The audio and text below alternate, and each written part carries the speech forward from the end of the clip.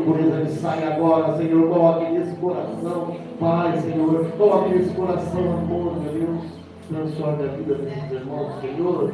Oh, glória a Deus, todos encontraram? Amém. Lucas capítulo 7, do versículo 11 e 16, que fala sobre uma viúva da cidade de Naim. Amém? E aconteceu um pouco depois de ir ele à cidade chamada ele quem? Jesus. Jesus foi à cidade de Naim. E muitos dos seus discípulos viam uma grande multidão. E quando chegou perto da porta da cidade, eis que levavam um defunto filho único, e sua mãe era viúva, e com ela uma grande multidão da cidade. E vendo-a, obrigado, irmão. E vendo-a, o Senhor se moveu de íntima compaixão, e por ela disse: não chores. E chegando-se, tocou ao esquife, e os que levaram pararam, e disse: mancebo, seja, moço, a ti digo, levanta-te. E o defunto assentou-se e começou a falar, e entregou a sua mãe. E de todos se apoderou o temor, e glorificavam a Deus, dizendo: um grande profeta se levantou entre nós, e Deus visitou o seu povo, e correu dele esta fama por toda a Judéia e por toda a terra circunvizinha. Amém? Amém. Podem se sentar. Glória a Deus. Oh, Deus maravilhoso. Glória a Deus.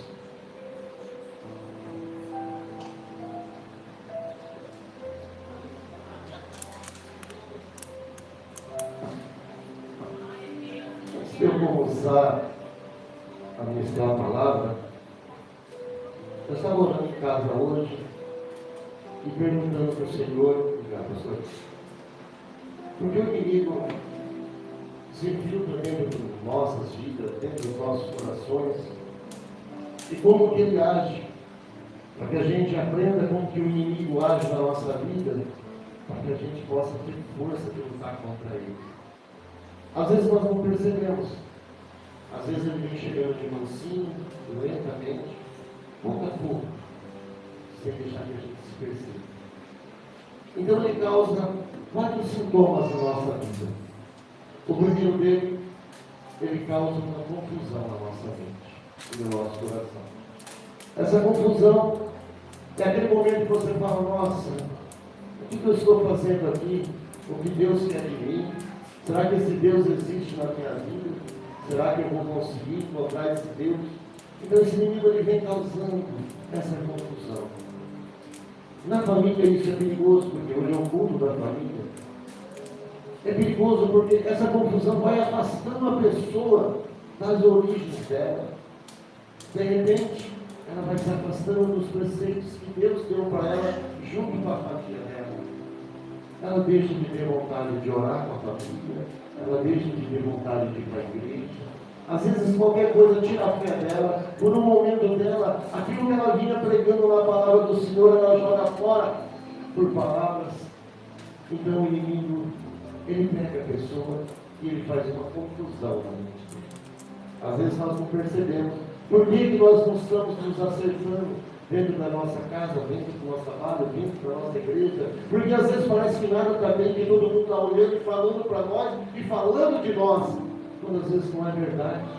O inimigo às vezes está te confundindo, porque ele sabe que você clama ao Pai. Então se ele te confundir, colocar dúvidas na sua cabeça, você vai se perdendo da palavra do Senhor, você vai se afastando da palavra e da sua família.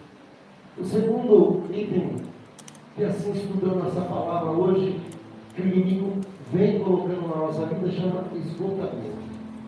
Ele causa um esgotamento físico, para que a paciência vá se acabando, para que a gente esteja cansado a um ponto de não ter paciência para responder com educação e com carinho, para que a gente se perca naquela resistência, que o corpo fique tão cansado que a gente não tem vontade de conversar com a pessoa que está conversando com a gente.